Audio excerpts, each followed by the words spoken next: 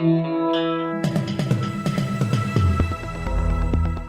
listening to the Betoota Advocates Weekly News Wrap on Desert Rock FM 96.5. It is the last weekly bulletin for January. Thank you for tuning in. My name's Clancy Overell, joined today by Wendell, Hussey and Effie Bateman. How are we, team? Really good. Looking forward to the hottest 100 tomorrow. Hottest 100. When's the hottest 200? Is that already done? That's on right now, Clancy. We've probably got 20 or so to go until we get to 101 as we record. More my era. Now, yeah, Double J. I think they're going back to 2001, maybe. Yeah, on Sunday. right. That's what Sunday's so you can my get era. Into that era. Yeah, okay. Is that the year Dennis Leary? No, he was a bit earlier than that, wasn't he? Where he won with that joke of a song. I'm an asshole. Yeah. Yeah. It's funny to think that won the whole thing. Well, People mate, had a problem it's not funny to think that because really, Thrift Shop won. You reckon that's more of a joke than asshole? Thrift Shop was more of a joke than Dennis Leary. Unpopular opinion, Thrift Shop's actually a tune. I really like Thrift Shop. I really like it. I mean, I guess not that unpopular because a lot of people voted song. for it. But yeah, I mean, I guess you could say the same thing about Nelly, Hot and Her, which has aged very well. Yeah. That was the number one.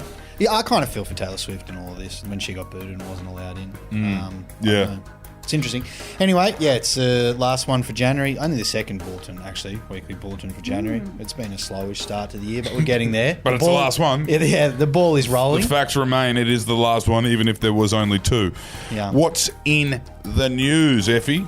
Well, kicking off with a national story, and the Friday wedge between a public holiday and the weekend is kidding itself. Absolutely kidding itself, it's been confirmed. With January 26th falling on a Thursday this year, it's just been revealed that the Friday the 27th, today, is taking the piss.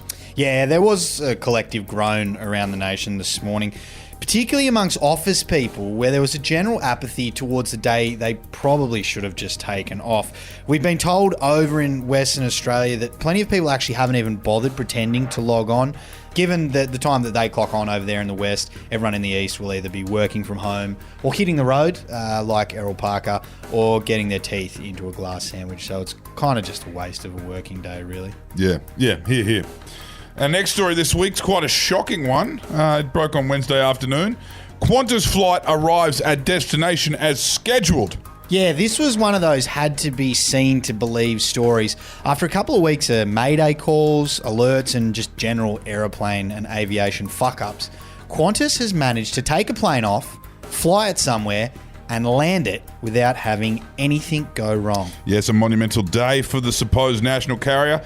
The flight left Brisbane at 1 p.m. and despite expectations from all on board, it arrived without a problem at its destination and the passengers were able to disembark without fear, panic or even relief. Yes, we spoke to one of the passengers on board and he said, "It was pretty uneventful. I expected a door to blow out or the roof tearing, but yeah, I even got a bit of sleep." And get a load of what he said next. "I was expecting some poor Qantas service representative to phone me up and apologise because they've sent my bag to Pakistan or something, and that'll be back in 7 to 21 working days. But yeah, got off the flight, went to the carousel, a few minutes later, and my bag was the first one out of the chute. I nearly fainted." Genuinely shocking, that is. Unprecedented. Unbelievable. And some news from here in town now, and a local dad has just quietly gotten up and left the room after being told his daughter's dog has anxiety. Yeah, Betoota Heights local Graham Ozil reckons he's seen just about enough this week. The local father of three has asked our reporter to put a fork in him because he's done after being informed by his daughter that her dog has anxiety. Yes, that was something that caused him to get up and leave the room to cool off.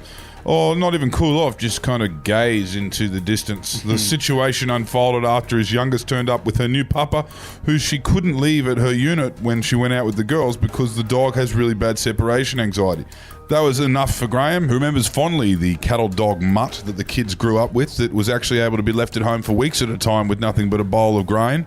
Things have really changed for old Grizzly. Yeah, and look, in Grizzly's defence, he did come out and he said to us he's not one of those like stiff upper lip kind of blokes who doesn't believe in mental health. He's a big advocate for it, but he just said in regards to this young dog being left alone for a couple of hours, he thought that was pushing it a little bit. It wasn't a rescue either. No. Which would be a bit more understandable. It's a brand new puppy, chipped, dewormed, Maybe it's the unit. I don't know, but he doesn't have time to think about that. He's getting old. He wants to just stand outside until the dogs are out of his sight.